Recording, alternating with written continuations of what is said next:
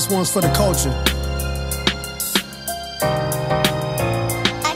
Me and wifey in the room thinking of a master plan, thinking how we can influence the culture from where we stand. Knowing that our steps are ordered by the master's hand, still 10 toes down, we ain't switching up the stance. The mission of this music ain't just to make them dance, trying to tell them about the rock, cause they build. And welcome to the latest episode of the Bond Chronicles. An exciting opportunity to be back with you here after quite a weekend. Some shocking information has been going on and coming out. It was a busy fight weekend we had. Some really good fights. I told y'all, if y'all listened to my other show, I said good fights was going to happen this weekend. And if you tuned in, you had some great entertainment on Saturday night. Chris Rock special, I think, came out Saturday night as well. It was a live. We'll definitely touch on that. First live event. I think it was Netflix. Yeah, you said Netflix? Yeah. So I don't know how it worked, and we went back and watched it afterwards, but it was still like a live stream. So I guess they haven't switched it over to the other version, but I wish I would have got a chance to kind of experience how it was. But I had fights to watch, so No. we got the replay. How was your weekend? I think it was pretty much the same as yours. I could use some more sleep per usual. Yeah. Got a lot of stuff I'm trying to figure out right now. So, just busy. Busy? Per usual. Spring break's coming. Looking forward to that. Don't actually know what we're doing yet, but we've got some plans. We're going to get it. We did not wait till... That's a lie. We did wait until the last minute to start trying to plan stuff. I did not. I've been having stuff on the calendar. I've thrown some suggestions out there, but money matters. So I think we've known some of the things we want to do. It's just a matter of, do we want to spend the money or drive that far to do it? So we'll figure it out. So let's get to it. For those of you who may not be aware, I'm sure most of you who follow and watch our episode are aware.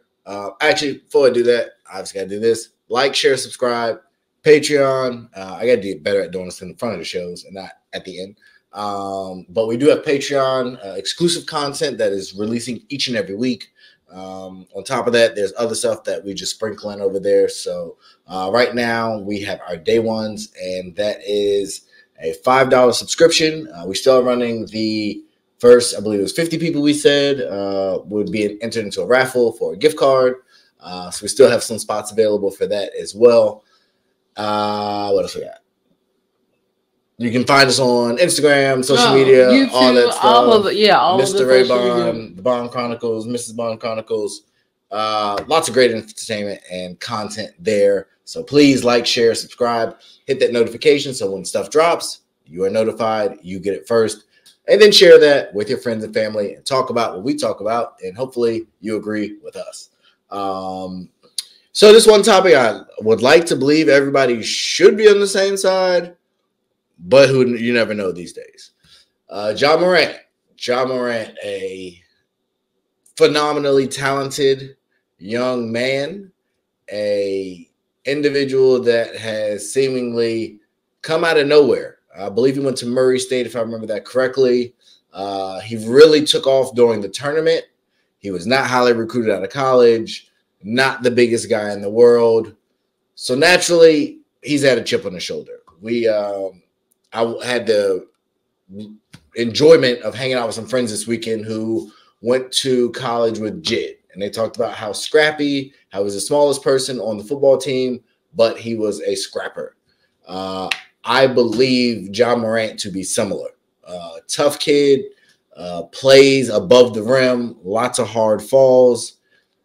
But it is everything in place to be the face of the NBA of America. Because if you look at the NBA right now, Luka is not American. Embiid is not American. Giannis is not American. There's a bunch of people, KD and LeBron, are on their way out. So this next wave, this next generation is not really that American star besides him. And he is doing everything he can to not be that. Like Charles Barkley said, he didn't want to be a role model. Ja Morant is telling us, I do not want to be a role model. I'm not saying that that is a requirement. What I am saying is in today's society, it's almost impossible not to be. We live in a social media driven world where you see everything. If you are good at something, you are going to inspire. That's just the culture. That's literally what people are trying to do when we go out all the time. People are waiting for a moment to be influential. You are that. You have obtained and accomplished as much as most any NBA player in the world. Most aren't going to win an MVP or a title. So you're in a pretty unique fraternity, so to speak. And you seem hell-bent on not being in that fraternity. And I don't completely understand why. We'll talk about that a little bit more. But the gist of it is he continues to find himself in incidents with guns. There was an incident with the Indiana Pacers after a game where a red beam was said to be aimed at a team bus and personnel. There has been an incident at a shoe store where his mom, for whatever reason, called him to handle the situation, which I'll get into that, which again, I'll get into that. Then there was an incident at his home recently, and this is all within like the last year, by the way, maybe even 6 months, that he had a pickup basketball game at his home, trash talk ensued, a fight broke out with a minor. Allegedly, he assaulted the minor, went in the house, came back with a gun in his waist, and threatened the minor. Minor left. I think it went away. Another incident is literally the next day at the basketball game. He's on the sideline doing these kind of celebrations. Right after the report comes out that you pointed a gun or displayed a gun at a child, a 17-year-old, legally child. And then you follow that up because the criticism was you weren't tough. And so you went and said, I'll get a real gun. And I'm going to go to the strip club. And I'm going to not only do all those things, I'm going to show you on Instagram Live that it's true. I have no words to really explain how we got here, but that's the basis. I will turn it over to my co-host. Your thoughts, and there's been other stuff. There was the issue with Shannon Sharp that stopped the whole basketball game. Like, it's just been a lot for this young man. Your thoughts on where he is and what do you see going forward? So, because I don't follow, I think, sports as closely as you do, maybe this story and the different stories have not popped up on my algorithm and all of that.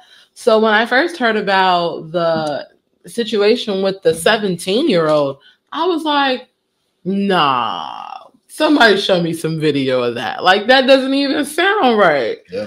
And then, like, of course, as it normally does, you hear one story, then all these other little stories, you know, come out of the woodwork about how he is just basically this little, I don't even know what he wants to be. He's street. He's trying to portray a street person. We would call him a lot of negative names. Right. And I'm trying not to do that. Like, I'm not going to call him a thug. I don't want to call him a gang. I don't want to call him those things. But he is displaying that kind of behavior. I don't know his background. I just know that he's a phenomenal basketball player. And he has already, like you said, tapped into life-changing money. Like, real quick, stay there. Just so you all can have an idea of this life-changing money. This offseason, he signed a 5-year, $200-something million max deal. In the last month, he released his first signature shoe from Nike. By all accounts, he is the same way I said he's supposed to be the face of the NBA for America. He's supposed to be the face of Nike basketball. KD's getting old. LeBron's getting old. They dropped Kyrie. He's the guy. Zion can't stay healthy. And then he just got signed on to be the face of Powerade. Right. To try and bring that and revive almost what Kobe did with Body Armor. Yeah. And to get it into a competitive place. So when we say like life changing, like this, he said and he has put in place to be a billionaire by 30. Right. And that's the frustrating. I think that's the frustrating part in this equation, because obviously as young Black people, and I think obviously if you follow our platform or any other platform that promotes Black folks in general, the goal now is not only to not be broke, not living paycheck to paycheck, but to start leaving wealth behind for our children, to start implementing some of the same systems that other races in this country have benefited from for years. And so you have this young, super talented Black man with he really is on the cusp of doing a lot of great things, especially if the team can get it together and really start balling out. Like they're a great team. And they're young. They're all young. They're all just thirsty to win. I don't necessarily know what they're doing off the court, though, to mold them in the position that they're in, especially not Ja. Because upon further, investigation, like you said, there's all these other instances where he's been seen with a gun, or there's some almost violent, unnecessary, moments where he's trying to prove to you how tough he is.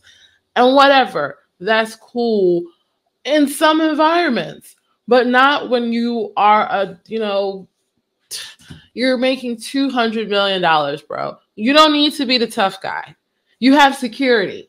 You pay people to be the tough guys. You pay people to not necessarily pay people to beat people up, but you pay people to protect you, right? You do. Like, if you are in my space and I don't like how you're acting, guess what? Bo back here is going to bop you on the head, and that's going to be it. Like, and I don't care. You can sue the security company or whoever you want to sue. But I don't understand the necessity of putting out this image. And then all those little people that are around him, they're all sorry too.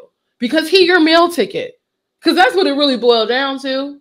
If he gets kicked off, or if they make an example of him for real, because he got suspended 2 games. He got suspended 2 games this time. Okay, little slap on the wrist. I'll come back. I'll act nice. I'll be good. Season, finish out the season. But what's going to happen this summer? It's going to be hot outside. And festival lineup. Like, I've already seen the celebrities, like, they is ready for a dope summer. I don't know what's going on, but it seems like it's going to be a really good summer. And not God forbid. Well, no, because I want Boston to win everything. That would be great. But, let's say they do make it pretty far in the playoffs. They going to come off the season ready just to have a good summer. And I just don't want him to be another one of these athletes that gets all this money and then can't get his life together. I love Gervonta Davis. I love Tank Davis. He is a little, I don't even know what to call him, a little punching machine. I don't even know. He is so good. He is so good. But he is another athlete. Young, successful, stupid rich. He's basically printing his own money at this point. Every fight. But he is literally on the cusp of just throwing it all away. Because we still ain't heard nothing about that hit and run accident. No, he settled it. Oh, he settled it? Oh, okay. Good. And then what happened with the chick and him and didn't somebody call? He had another case. Yeah, she lied though. But there was another case outside of the hit and run. No, the girl. She called and said he assaulted her. Oh, and then she came back and cleared it up. Yeah. So then that was it. So technically, I believe as of today, all his legal trouble. I hope it stays that way. Because when he had the hit and run accident, he was in the middle of another situation. Like Errol Spence. I love him. You running from not Boots. What's his name? Terrence Crawford. You running, but I still love him. He's been in like 4 super serious car crashes in the last 2 years. Like, wrecked. Almost killed himself and the people in the car with him.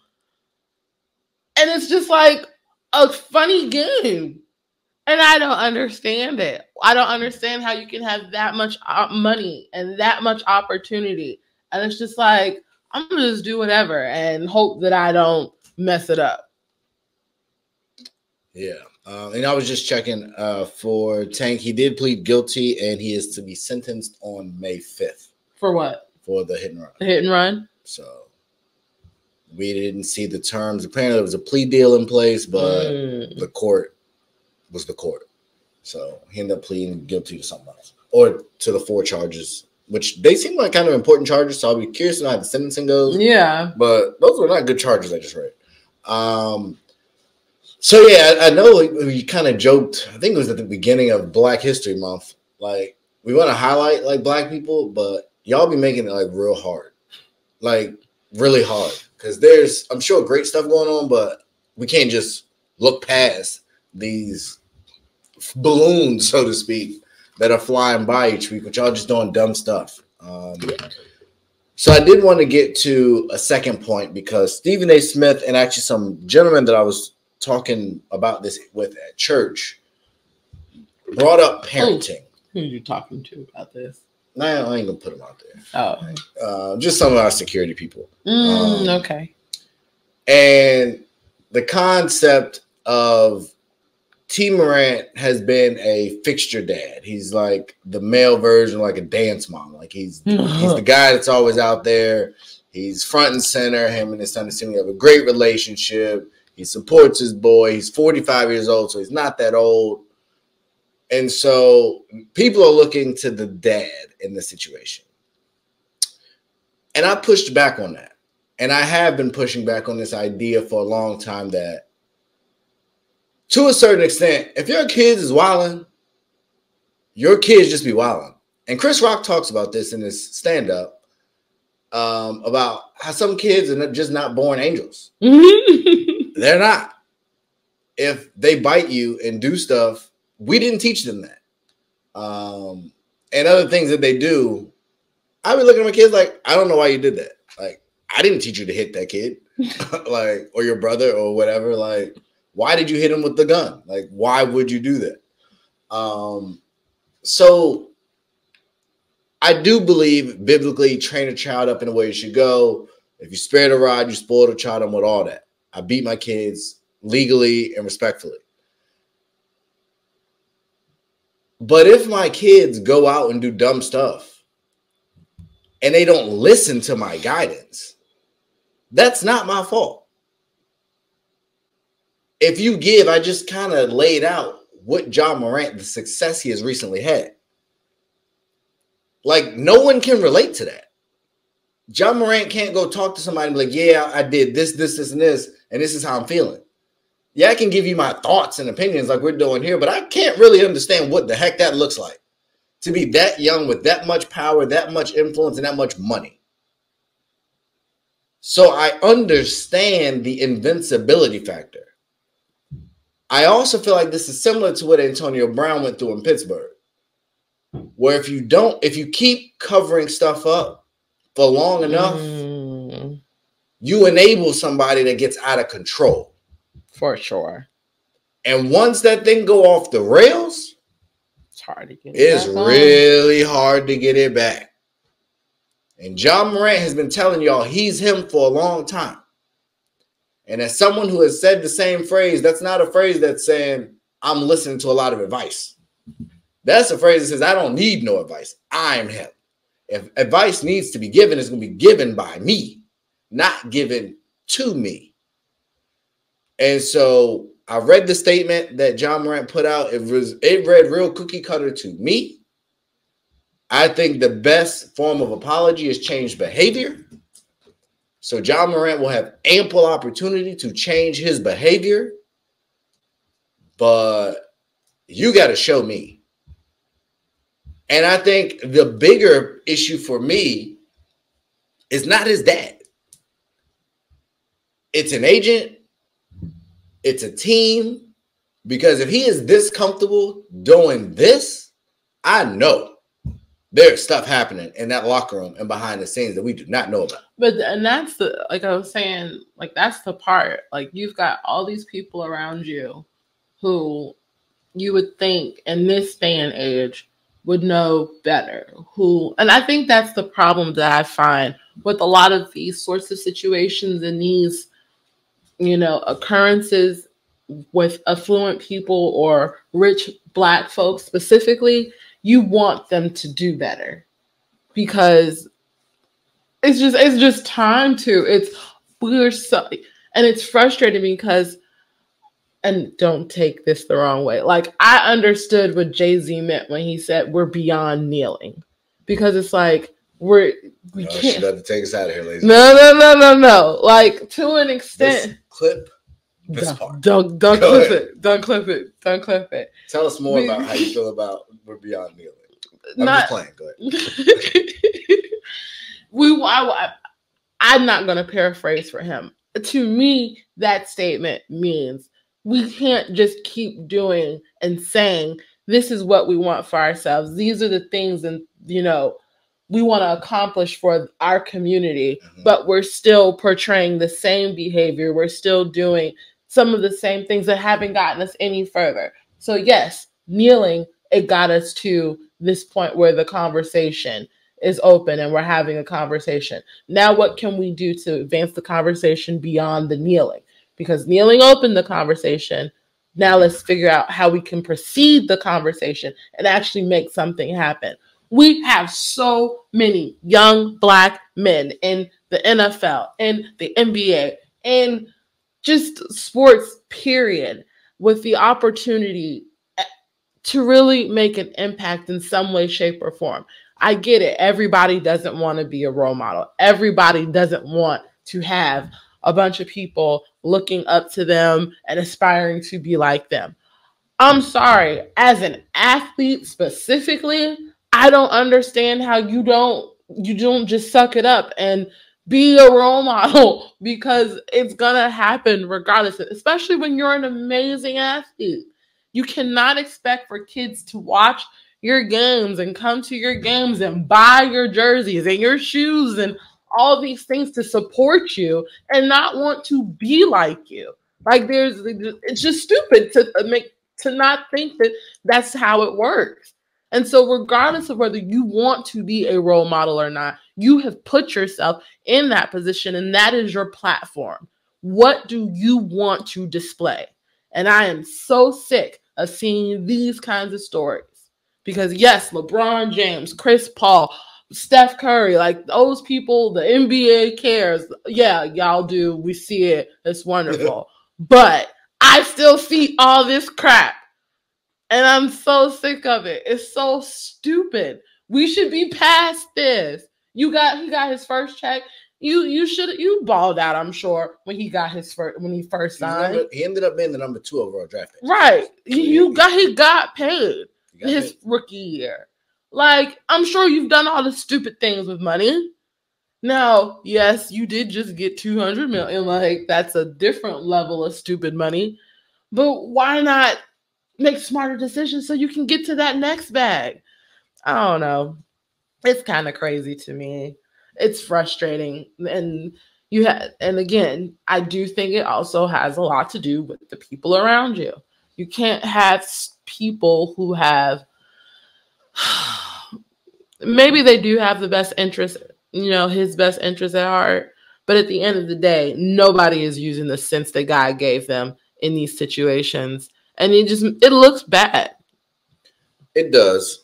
And for me, I don't really understand this, and maybe you can help explain it to me. And I have like an eyelash or something in my eye, so I apologize, but it's annoying. I don't know, something. I don't understand. People seemingly are expecting the broke guy with everything to lose from the hood to go to the $200 million man and be like, yo, you got to chill out. No one's doing that. I am not risking my livelihood, my paycheck, my meal ticket to tell you to be more mature. I'm probably around, and let's be honest, we like the immature friends. Immature friends are fun. Immature friends bring women. Immature friends bring drugs. Immature friends bring parties. Immature friends bring entertainment.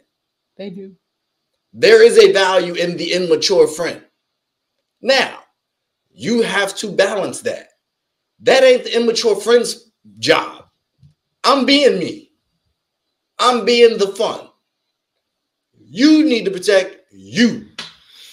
You bring me around because I'm me. So I'm going to be me. So question. In any other situation, like as a business person, you always say, or it is said, you are only as good and your circle of is the people around you. Mm-hmm. Like your circle of influence, if you look at who's around you and look at what they are doing, that also will show you what you're doing. Here's my issue with that. Look at me. You ain't got no friends. But the friends I've had, they didn't. Go ahead, because they listening. They didn't. Influence my current life. The friends I grew up with were not influencing this life. It wasn't cool to be smart. It wasn't cool to get good grades. It wasn't cool to go to church. It wasn't cool to do any of that. Where stuff. You tell me y'all? Ray told me. Where did you go? Bible. But what was it? Yeah. They closed the Holy Land experience. Yeah, Holy Land. The Holy Land Disneyland, but for the Bible. I could have sworn I referenced it on here before. It was an amazing place. Let me tell you. I did some more reading and it didn't go well. Financially, they was all bad. Dang. It is now closed. I think there's a new one, but it's in like Connecticut. We're not going to Connecticut, or unless y'all pay us to come there. But no, it was really cool. Like I've been to real Israel, and so it was like fake Israel before I went to real Israel, and it was very similar in a lot of ways. I thought it was super dope as a kid, but I did go to basically like Bible heaven on earth. They had a heaven there, so it was pretty dope. But yeah, that is not cool. Speaking in tongues, for those of you who know what that is not cool. So it's not. Even I still feel kind of weird when I do it sometimes. No, it's like, who are you? And I made not the mistake, but I had a friend ask me like, "You do that?" And he's like, "I was like, yeah." And so he's like, "Do it." And me, like a child idiot, I did it. And obviously, if you knew my friends, that became a great joke for the foreseeable future. I could imagine. Yeah. But I didn't really care. Like, I'm me. So, yes, I do agree. If you surround yourself in an environment, you listen to the same type of negative influences, you have the studies. If you play positive music around the plant, it lives. And you put negative music around the plant, it dies. Like, so yeah, sure, environment does matter. But when you're that rich, you have too many other smart people around you to counter out the one or two knuckleheads. You don't think Nike has a bunch of people talking to them saying, "Hey, get your life together." The Grizzlies, the NBA, Powerade, and all the other Memphis local businesses that he has sponsorships with, there are a million people in his ear saying, "Don't blow this." I am not blaming his friends. I will blame him for having his friends around, because you know your friends. True. You know certain friends I can't take to certain places, or we're going to have a certain type of night. Yeah. And if you don't know that, then you need to know that. And if you don't know that, you shouldn't have people around you. You don't know how they don't know. Yeah. You are too valuable to have those kind of wild cards around. I knew certain friends. If I knew where they were going and they invited me, I knew what type of night I was likely going to have. And I had to decide, do I want to have that type of night? Because there's going to be a great fun part of that night, and there's probably going to be a violent end to that night. And do I feel like dealing with that tonight? Bro, I don't know, like, because we've had many conversations about, like, what you were doing when we weren't in school when we were younger. And I don't know if I had known all those things, if I still would have been as interested as I was. Because you would have got me in so much trouble. Yes, I got myself in a lot of trouble. I mean, I would say it's kid stuff, but it wasn't. Like, I knew I shouldn't have been there, but it was fun. You made the right conscious decision. And my mom told me, don't go. My mom tried to make my life so hard. Like, She tried. But I was going to do what I wanted to do. And at a certain point, nothing. I just moved out because I wasn't going to do that. I went somewhere where I had more freedom. My dad's house. And then I didn't stay there super long either. Went back.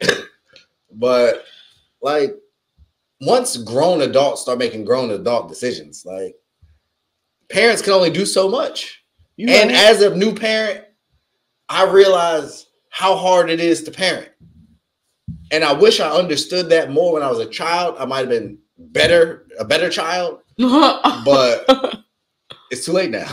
So, well, no, I mean, you just be a better child now. I am.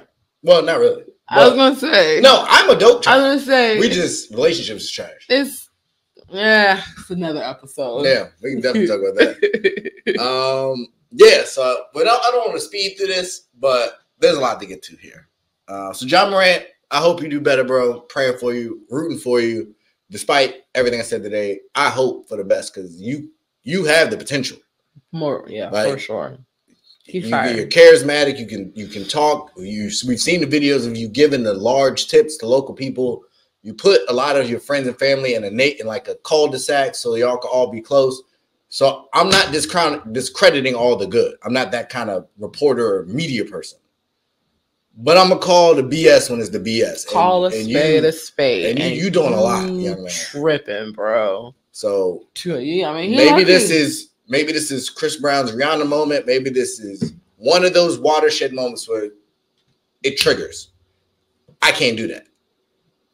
And from now on, he will go on a Chris Brown-like run and tear up the world in all the positive ways. You can go on a tour from an album 5 years ago. Like, who doing that? Like, Chris does that. And selling it out overseas because he's just, y'all need more respect on him. Another man that Raymond, Mr. Ray Bond, formerly known as Mr. Bond Chronicles, the fourth, have to add a new level of respect to Chris Rock's name. Everyone knew Chris. Everyone hated Chris. But this stand-up was different for me. I've seen Raw, seen Delirious, I've seen Run Tell That, I've seen Sticks and Stones, I've seen a bunch of Chappelle joints, I've seen all the Pimp Chronicles, seen a bunch of the Kings of Comedy. This was a legendary performance for me. Not because of how he did it. Dave Chappelle's way of tying a story up is second to none. This wasn't that. I didn't feel like there was a real bow and everything really. The last joke didn't tie together the whole show to me. The way Dave can bring something all the way to fruition. But the way Chris Rock seamlessly, almost flawlessly, outside of like one slip up where he messed up one joke, he navigated a bunch of topics in a super flagrant way, seamlessly. Like Republicans, Democrats, and I'm gonna focus on the white people he got on because y'all keep killing him like he only talked about black women and Will Smith and Jada. He did not. Nah, he went in. Like a lot of people got strays. The Kardashians got a ton of. They weren't strays. They was direct shots. There was a bunch of black jokes, but if white people ain't gonna joke on us, who we want to joke about us? Because we ain't immune to jokes either. Ja Morant. So yeah, I was thoroughly impressed with his willingness to tackle issues on Netflix, given the heat that Dave has taken for his stances on Netflix. He was harder than Dave. Yeah. The topics and the way he addressed abortion. And there, we might have to revisit this on Patreon because I'm probably going to have to go back and watch it because there was so much to digest in the topics he wanted to go at. and I don't want to feel like I'm missing stuff because there was a lot in there, but the Kardashians and the abortion part was tough. For if I was a fan of that family, I'd feel away. And Meghan Markle, he got her pretty good too, and she's a black woman, so I'm going to give her credit. Well, don't put the quotations around because the reason I put the quotations around is because she act like she didn't know she was black most of her life, and she has been treated as a black person to me most of her life. So yes, she is black, and if there's dismissive or rude, I apologize. But I don't view all black people the same. I don't view Gayle King like I view Serena Williams. Like, there's levels. And the way in which he joked about her, I thought made a lot of sense. No, it was hilarious. So that's my kind of start. High level. Yeah. I'm sure there were some things you maybe have and things I might remember, but your thoughts on the stand-up? I didn't know what I don't know. I didn't know what I was supposed to be expecting. Like, I'd heard that it was coming on. I didn't know that it was a live event. Netflix's first live event. But it was Netflix's first live, comedy event. We watched. I don't know. Like, I wasn't really sure what to expect because he just did a tour. Him and Kevin Hart. Yeah, they did a co-headlining tour last summer. And I didn't hear the greatest things about the tour, or his portion of the tour. Okay. I just heard it was decent. Like, there were not rave reviews about how, crazy funny he was after the Oscar slap, all that good stuff. So I wasn't really sure what to go in expecting. But what I got was definitely not it. It's like Chris Rock sat down when he started writing this special. And he was like, what are some of the things that I want to get off my chest right now? You know what this was for me? This was Kendrick's album in comedy form. Because listening around the Big Steppers was sick of us and what we had going on. And Chris Rock, I think, was like, no, Chris Rock is sick of it I'm sick of all y'all. I think he was sitting down one day and maybe he scrolled through his timeline his brothers and family guests. Or he just come off an experience where he was just like, I am sick of all of this, and just went in. Like, he thought of everything that was like, it was like, what is it? What grinds my gears? Just went a whole list of all the things that are currently pissing him off. And I can't necessarily say that I disagree with really a whole lot of what he said. There was not a topic that I really was like, nah, he wrong. Like, I was listening, like, when he was setting up the Robert Kardashian curse joke, that I was not sure where he was gonna go with that. Because if you follow Hollywood gossip, like I occasionally do from time to time every day, they do say that the pressure and the emotions that Robert experienced after helping get OJ off of for murder, because that's what he did. He could not handle the stress of it, and that's what actually advanced his cancer and what killed him so quickly. I think another part to me that a lot of times gets lost in the OJ thing that he pointed out that everyone knows, OJ killed 2 people. Allegedly. He didn't, but he did. Yeah, he got off, but everybody. 2 white people were murdered. He didn't just kill Nicole Brown. And that is wild that in America at that time, a black man killed a white woman and a white man. And rode off into the sunset. Arrogantly. And that's why they got him eventually. That is why they got him eventually. Because you weren't supposed to get in trouble ever, never again in life, bro. But I think Chris Rock also said some stuff that were on a lot of people's minds. We have just the way that he even opened up the special. I want to start off by saying, I'm going to do this show, and I don't really want to offend anybody. Most comedians are just doing just that. They're taking all the stupid stuff that they see in the world, and they're making it funny. Can it be offensive? 1,000%. Like, he called Jada Pinkett the B word, I don't know how many times, but he just kept saying it. And every time he said it, no. That was at Will. Right. But he did call her. But he called Jada the B word. But he called Will Smith the B word. He did, but he didn't. He was saying everybody else was saying he's the B word, but he kept saying it. And every time he said it, it just got stronger and stronger. And he said it a good 5 to 6 times at least. A good 10 times. And then finally, I think we got what was happening.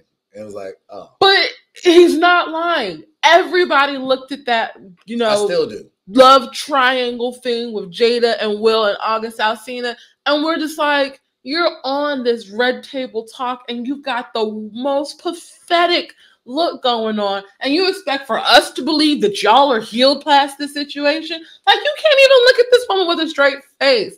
Like, it was the topic. Like, we talked about it on our podcast. Like, you did. Everybody could see how hurt that man still was behind all the stuff that him and Jada were going through. And,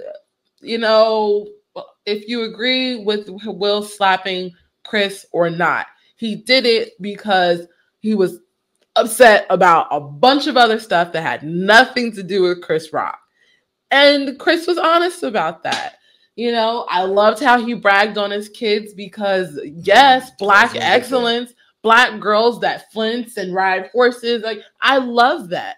I was so, it made me tear up a little bit, actually, because you could see you could tell how proud he was of what he's accomplished in his legacy, which are his children. Told the story from his mom to his kids is a huge difference. Mm-hmm. His mom had to go to a veterinarian. Chris Rock, who just dropped the special, his mom had to go to a vet to get teeth pulled because Black people couldn't go to white dentists. And if you couldn't find a Black dentist and you had to get your teeth out, you had to go to a vet. Chris Rock's mom. Not his great grandmama. Not Harriet Tubman, as he joked about. Not 3-4 generations ago. George Washington Carver's great grandmother. Mother. Chris Rock's mom. I thought it was his mother. Yeah, his mom. Yeah. So, we ain't that far removed. And I will say, this was something else because a lot of people have given Chris Rock flack for being, quote unquote, anti-Black or very pro-white. He stepped in a lot of Blackness to me when he joked about, what was the joke? I lost it. But there were a lot of Black jokes that if you're not Black, you wouldn't know what he was talking about. To me, he was flexing his culture that, y'all say I let the white man say the N-word and I joked and I did that, and I did. But don't forget, I'm still from Brooklyn. I still went to the Brooklyn Zoo, or the Bronx Zoo. I'm sorry. I'm Pookie. I'm Pookie. I still did that. My family still did that. My mom still did that. So that to me was also refreshing to see that I don't need to tell y'all I'm Black, but I'm going to show y'all I still do know that experience as well. I think another interesting portion of his rant about the Smiths was how he did go to say he's admired, looked up to, rooted for, been a huge supporter of Will Smith forever. I think most any other Black actress in Hollywood has. He was the gold standard for a long time. There's not a whole lot of them else up there that's, one, making the kind of money that they make, and two, doing the kind of things that they can do. And so you can, kind of peel back the emotional layer there. And you could probably understand how disrespected and just maybe even, I'm sure, hurt, emotionally hurt. For sure. That, that situation happened to him. And if I'm him, the first time they wanted me to host the Oscars, y'all told me don't do it. And the second time when I do it, you hit me. So from his perspective, the way he explained from his perspective, it made you think Will Smith was Muhammad Ali. Chris Rock was never going to be Muhammad Ali. No. So I was trying to find the clip where we talked about it, but I said then bullies bully people they know they can bully. And Will Smith couldn't bully his wife. His wife bullied him.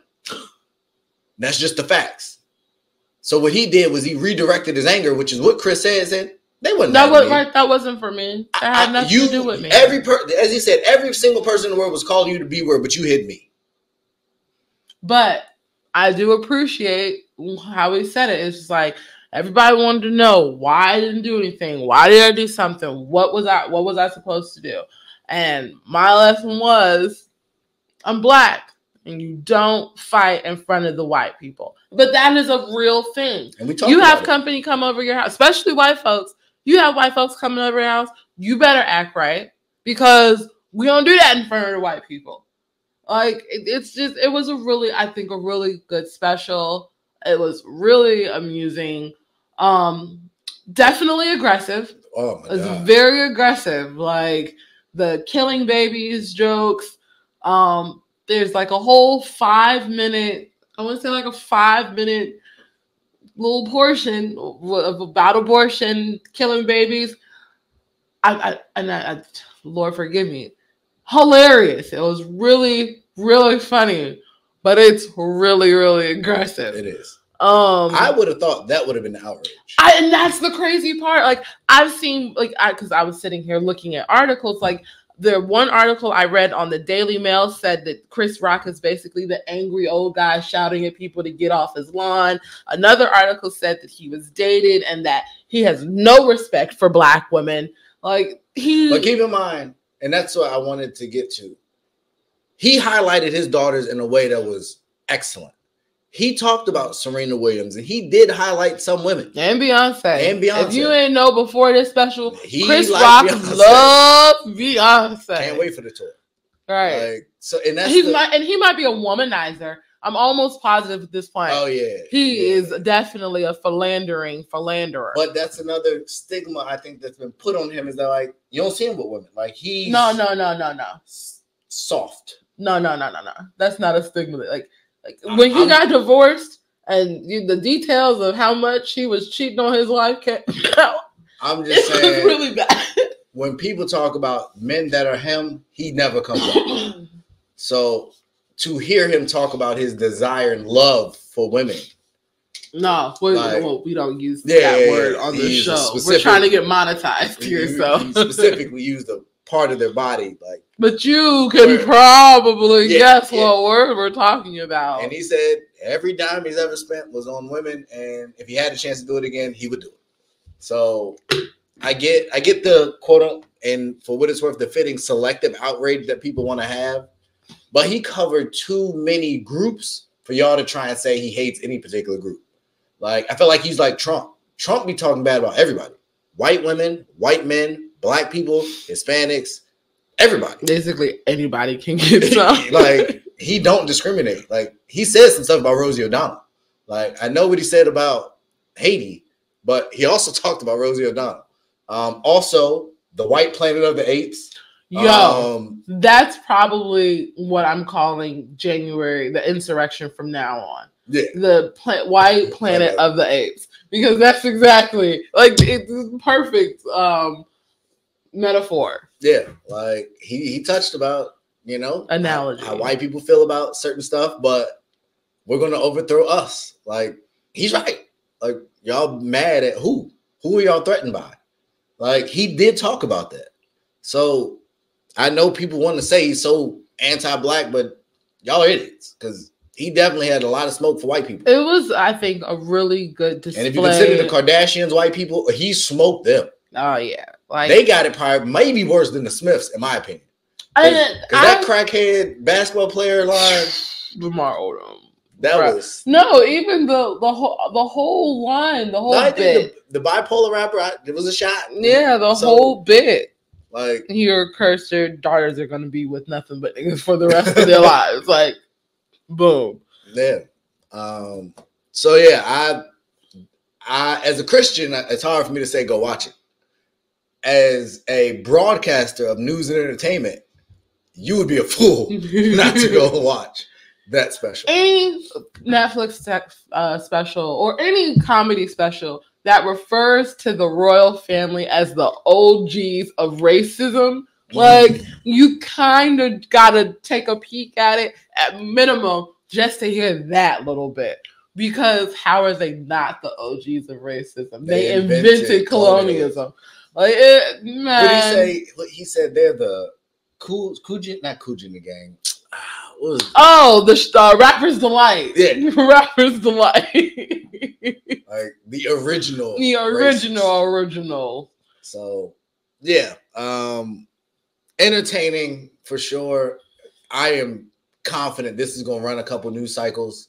People got to really dig through this. And I think over time, if a Kardashian responds, if somebody puts it in a rap lyric, something is going to keep this going. I'm sure podcasts are like, I can't wait to hear, obviously, what Joe and others, once the podcast cycle of this next week goes through and breaks down, like, this was a lot. But it was good. Sorry, shout out, and I don't know if we talked about it really on here. Oh, actually, I have another apology. I've been apologizing a little bit, but I'm gonna let you finish before I get started. I want to know what you're about to apologize for. All right. Actually, I'm not apologizing per se. I'm about to pat myself on the back. Go figure. That changed very fast in my mind. So a long time ago, I told y'all, Michael B. Jordan, you got to shut up. You got to get out the way. Snowfall was coming back. The new love was announced. They had you out here looking doofy and dumb. And I said, chill out. Wait until Creed 3 comes out, and then you can flex.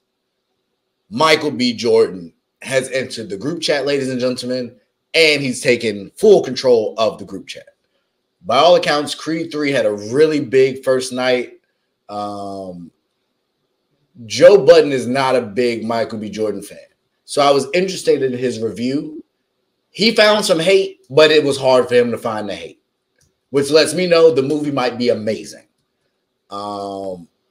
He's been on a number of covers. He's been nonstop in the news, and I ain't really heard nobody talking a lot about Snowfall. I've heard it's good, but I'm not hearing people talk about it like they're talking about Creed. So again, entertainers, Hollywood, and we may have to take this advice at some point. Sometimes you just got to know when to shut up. When it's not your time, and then when it is your time, you go all in. And so shout out to him. Much respect to him. I love the way he handled the red carpet. You would like that kind of situation. I thought he was too nice, to be perfectly honest, and he let her slide. But it's cool. He's running right now. Him and Jonathan Majors, they got their interviews they're doing together. Their chemistry seems to be really good. They was at the All-Star game. A little corny, but the chemistry does seem to be there. No, it's a really good combination, the two of them. I mean, obviously, girl in the room, they are attractive men. So there was no way they were going to market this movie and it wasn't going to at least hit that notch very easily.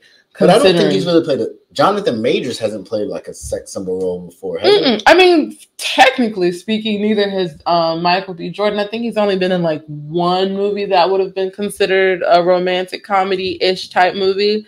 But generally but he's still made Creed with his shirt off. I mean, he's in every movie with his shirt off. That's the sex stuff. In Lovecraft Country, I don't feel like Jonathan Majors' character he had like the cut of his clothes and just the but it was naked. No, he was not naked. That's all I'm saying. He was not naked. But like they are definitely going to capitalize on that portion of the actors that they hired for the show. I don't disagree. I've not seen. I think I have seen the first Creed. I didn't watch the second one. I do want to see this one mostly just because this is his directorial debut. Yeah. And that's always a really cool thing to watch how actors try to balance acting in a movie that they're directing in and directing the movie. So yeah, I do want to see it. I decided, so you can go ahead and put that on our calendar of things. You be gone all the time, so we'll see. Don't be gone all the time. You be gone every weekend. I don't be gone every weekend. Ray off on a Saturday so I can have the Saturday off because she always gone. But what do I be doing? You be gone. What do I be doing? Gone. What do I be doing? That's not fair. Sometimes you be having a blast. I mean, you might start this work, but then it turned into something else. You've gone up the road quite a few times on weekends to do hair. Yeah. And then you go hang out with people. That happens. Trust me. I mean, I'm not saying that it doesn't happen.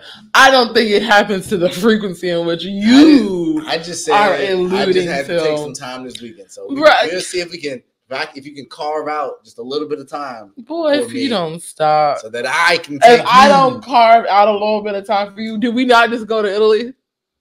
Did we not just go to... That's not carving out of time. That's a whole thing. How is that not carving out time? A whole vacation? What person is saying no to that? I was told that you know people who have no interest in going to Italy because the flight's too long or some bull jive. Weird. I don't know if you say that. Yeah, they may have watched this, but that was a unique individual that I don't know what they were talking about. No, I carve out time. I'm gonna carved out some time for you yesterday and the day before that, and some stuff. So don't do that. That's not true. So as you guys just heard me share my opinion as it got stepped on here, I guess my feelings. Do you want me to carve out some time for you? It doesn't matter. Is that what it is? Clearly, you feel like no. Do you legit need more time? I simply love being around you, dear. Oh wow. Okay. Yeah. Well, I'll make some plans for us. We'll have a date night or something. Can't wait. Not very little more than life that I would rather do than hang out with you. Okay. Look at me feeling special, like the chosen one. Correct. Also, great fights this weekend. And yeah, that's all we got for y'all this week. Obviously, Patreon will drop probably Thursday. So we're going to get into a little bit more in some of these other issues. Also, for you guys, we did other topics. I think it's better. No, because I wanted to revisit some of the Chris Rock stuff. Also, like that baby thing, we're going to talk about it. But Patreon, I don't know if I can really. I'm sorry, YouTube. That's just a topic. And I want to have time to prep and navigate that a little better because that is a real issue. But there's some other stuff as far as with black men that I do want to get into on Patreon and bridging the gap. My goal is to help bridge the gap between men and women. So we're just going to keep talking about it until we get there. You be saying stuff on here, and I love it, but I also hate it. But I love it because obviously it's great. It's entertaining because people get to see my reaction and people, message me about, hey, so what's going on? Like, yeah, because he be saying stuff before talking to me about it. It's in the notes. Where? What is that topic? What does that say? Where? What does that say? How did black straight men end up on the bottom of society's totem pole? How is that bridging the gap? I mean, fine. Like because we got to get to the root of the issue. No. And I hear you. I totally hear you on that. But you just said it's your mission. It is to do that. But a couple episodes ago, your mission to educate people on finance stuff. We have a lot of missions. Nah. And you just be saying stuff to these people. It's one mission. Black excellence? Yes. Like just dope stuff? That's it. That's my goal, is to lift our people. How we get there is calling out the Ja Morants of the world, holding them accountable, but also celebrating the Chris Rocks when they do something legendary, but also educating people in financial literacy so that when they get all their tax money, they don't blow it on bags of racist companies that don't really care about you. Like, we're going to have those conversations. And I would like to have the conversations like Chris Rock did. Because if you're open and honest, and we talked about this same thing with pedophiles, they tell you to tell your kids, call it what it is, because it makes them uncomfortable, which prompts the conversation, which is really the baby conversation. So I thought we were in a world that was like real weak, but a couple people, some of these OGs are saying, nah, especially in comedy. Y'all are not going to keep taking everything from us. They're going out swinging because Dave has made it clear. The other one that they talked about that I didn't watch was Eddie Griffin. And I said Eddie Griffin's was real aggressive. Really? And the examples he gave was aggressive. So I may need to go watch that. Listen, Linda, that's why. I don't know. Anybody else going to Roots Picnic, put that in the comments because I am really torn. I'm having a serious case of preemptive FOMO. Like, Lauryn